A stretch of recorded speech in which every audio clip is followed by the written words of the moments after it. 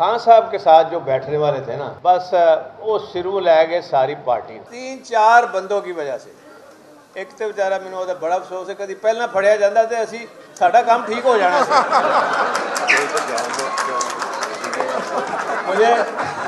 مجھے مونس اس کی بڑی تعریفیں کرتا ہے لیکن بات سچی کرنی چاہیے.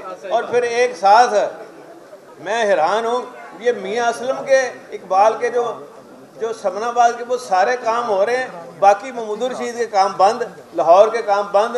میں نے لاہور میں 21 ارب کے منصوبے دیے ہیں, یہ اپنا جو میاں اسلم اقبال کا حلقہ اور محمود الرشید صاحب کے حلقے میں کم دے سکے ہیں.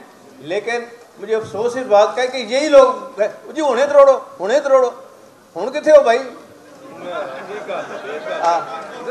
ہوں جیسے بلائے نے تو پھر لیکن ایک منٹ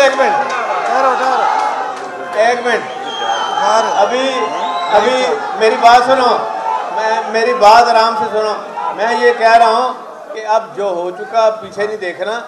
میں نے خان صاحب کو کہا تھا جی کہ آپ جب مرضی توڑ دیں, اور خان صاحب کو ان لوگوں نے غلط گائیڈ کیا, اور آج دیکھیں جو حالات کچھ بھی نہیں ہے. آج بھی ٹھیک ہے, خان صاحب آج بھی پاکستان کے سب سے پاپولر لیڈر ہیں, اور ہم نے ان کا ساتھ دینا ہے, ان کے شانہ بشانہ چلنا ہے. نون والے کچھ لوگ مجھے ملے کہہ رہے تھے جی اللہ کا شکر کیتا ہے کہ تسی اسمبلی تھوڑی ٹوٹی ہے, تسی گئے ہو, نہیں تو سانو نون لیگ کا ساڈا کھ نہیں سی بچنا.